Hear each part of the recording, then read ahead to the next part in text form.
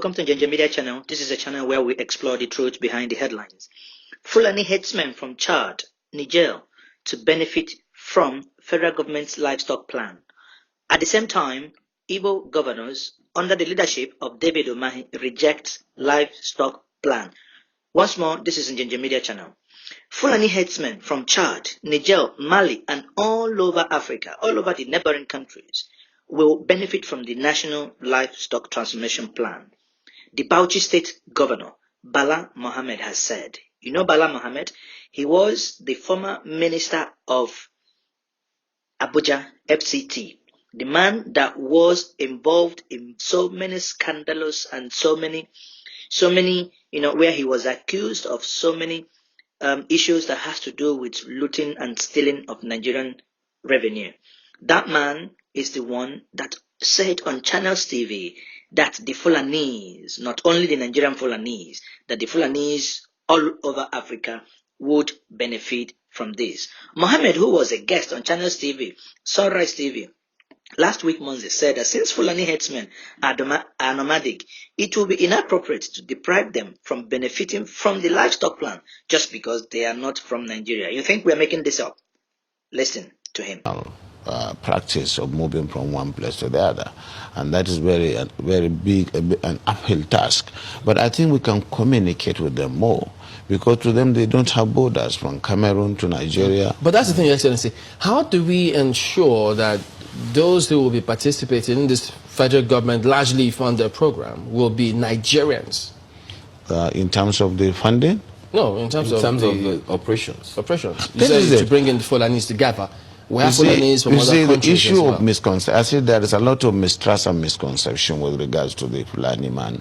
The Fulani man is a global or an African person. He moves from the Gambia, from Senegal, and his nationality is just a Fulani man.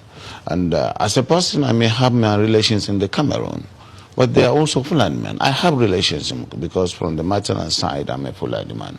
And that is why we want to educate people. A Fulani man sees himself as a Bayelsan, as somebody coming from the Niger Delta, because he speaks the Niger Delta language, which you and I don't. And of course, we would have to just take this as part of our own heritage, something that is African, and that we cannot just close the border and say the Fulani man is just a Nigerian or this. No. In most cases, the crises are precipitated by those outside Nigeria. When there is a reprisal, it is not the Fulani man within Nigeria that causes it. It is that culture of getting revenge, which is embedded in the tradition of the Fulani man, that attracts reprisal from all over the world. If I understand it, does that mean that those Fulani men who are maybe domiciled in other countries who move around, they can come into the country and this plan will accommodate them as well? Yes, that's what we want to do. But it has to be done through sensitization, telling them you have to buy in the project. And you use the language, the culture itself to be able to convince them. Away from the mistrust where the whole system of transhumance or pastoralism is criminalized. Criminalization of pastoralism is the problem that we have with this project. And it requires people with passion who understand them and who they believe in, people like us from that part of the country, to say, yes, we have this.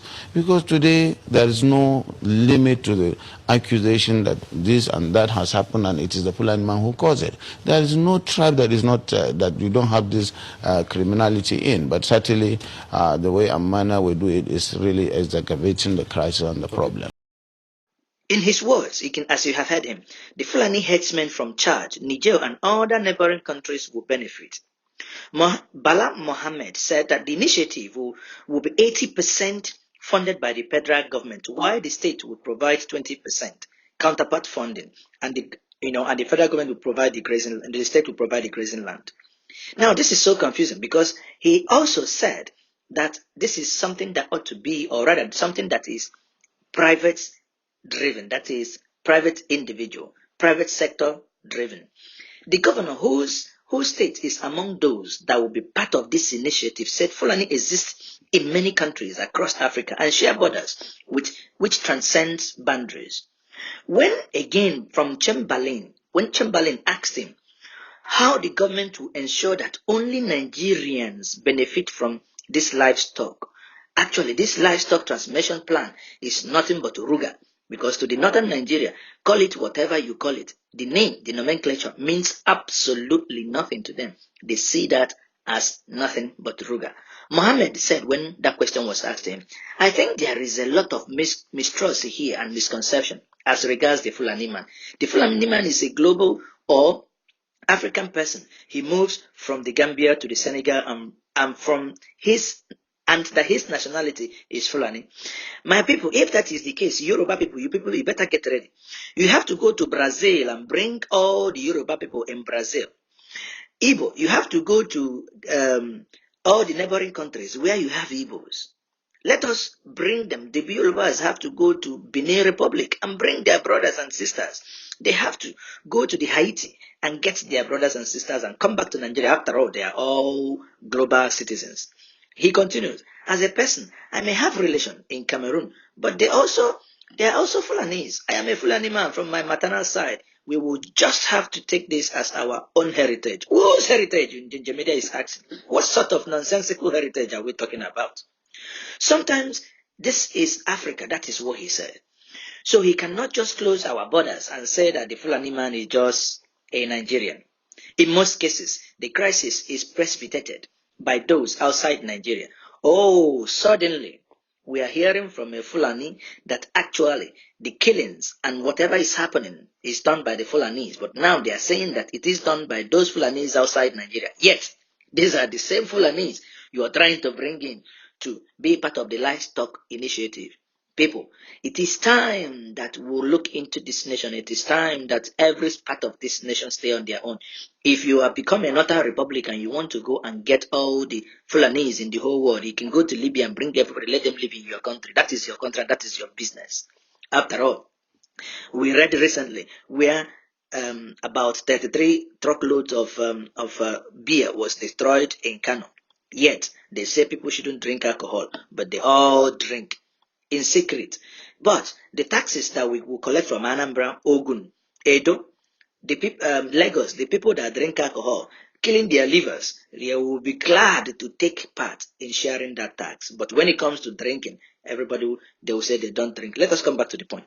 When there is a reprisal, for instance, he said, it is not the Fulani man within Nigeria that causes it. It is the culture of getting revenge, which is embedded in the traditional Fulani man that attracts reprisal. Hi! Have you seen it? Doesn't that confirm what El-Rufai once said?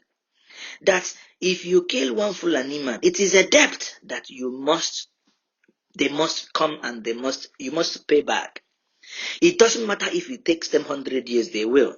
People, it is good that you know what is happening and know where the problem is coming. He continued, when asked if it was right to allow foreigners to benefit from Nigeria taxpayers' money, the governor said it was proper. He said Fulani don't actually have one single nationality, that they are nomadics in nature. Now, let us pause here. The Fulanis, it is proper for them to benefit from what we are talking. We are not talking about Nigerian Fulani, but we are talking about Malian Fulanis, the Senegalese Fulanis, and the Chadian Fulanis. Yet, these are people that will come in, rape the women, take whatever they will have to take from this nation, but they will pay no tax. So, we are nothing but slaves to the Fulanis all over the West African sub-region. The people must reject the rejectamento, as the Italians will say. Italians will say, capital rejectamento. The people cannot accept this. Mohammed said, he continued, we already accommodating them. Do you designate and really know who is not a Nigerian Fulani man? Well, we don't know. When Benue was invaded last year, we saw it.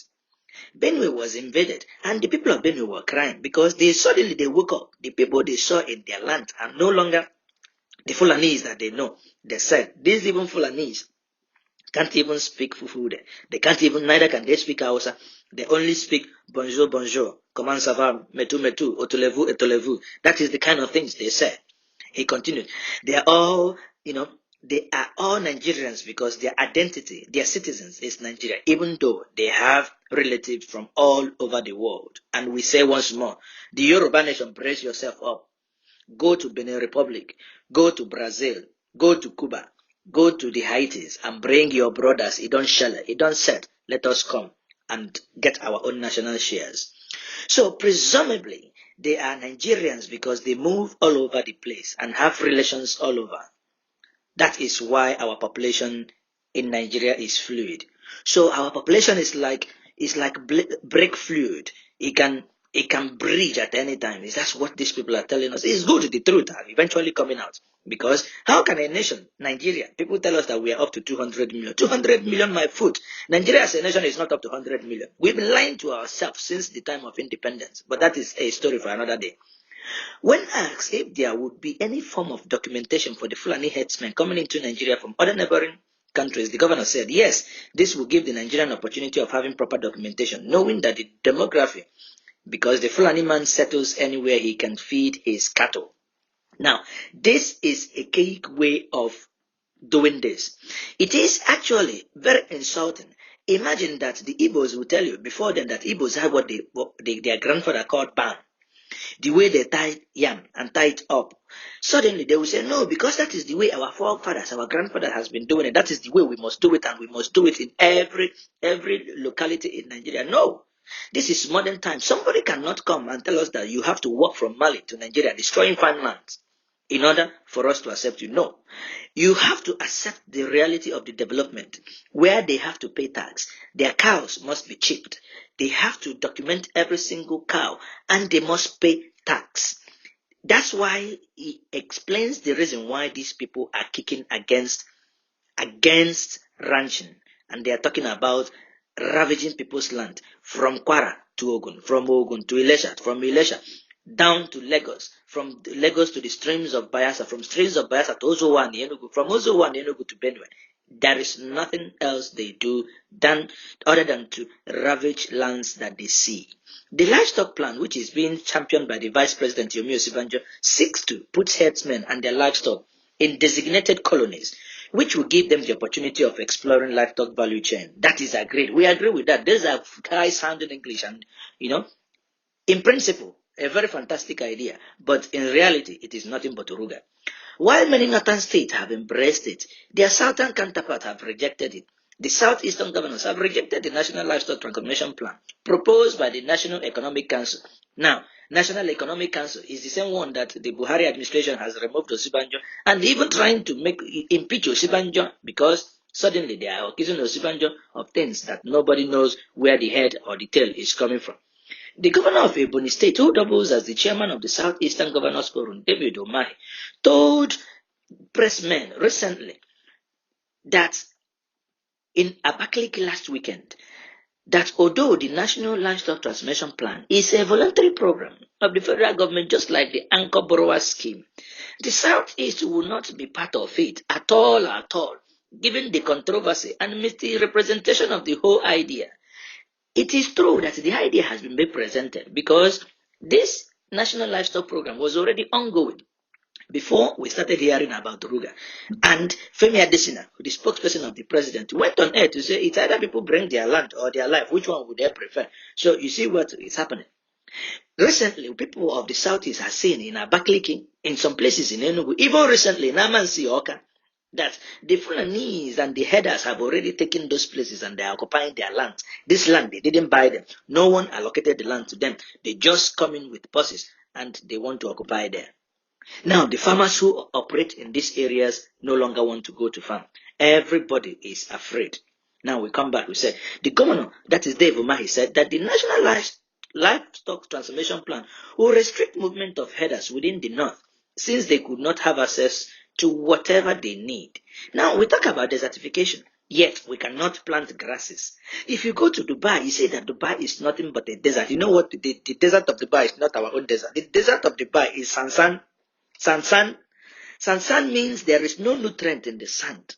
The sand is pure sand, white sand like Babbitt sand. Yet, they have their ranches. Yet, they are able to develop all the gargantuan buildings, the Sheikh Khalifa, all the tallest building in the world you see in Dubai. These are done where people that live and inherited nothing but desert. But in our own case, we are talking about only desert encroachment. Desert is coming. We are running away. Black man. We cannot even withstand the desert to develop our own place to say that these things must stop. Now, at the end of the day, the federal government has proposed this and these people are driving it, planning that all Fulanis, wherever they are in the whole world, in the whole Africa, will come to Nigeria. When they come to Nigeria, what does that tell us? What does that tell us when these people come to Nigeria? It is going to be a very catastrophic policy. The policy, they will say this is something that is voluntary, but no, at the end of the day, it isn't voluntary. It is not voluntary. They are trying to lure governors with 100 billion proposal to support the project. According to Mahi again, 80% of the amount will come from the federal government. But who cares where the money is coming from?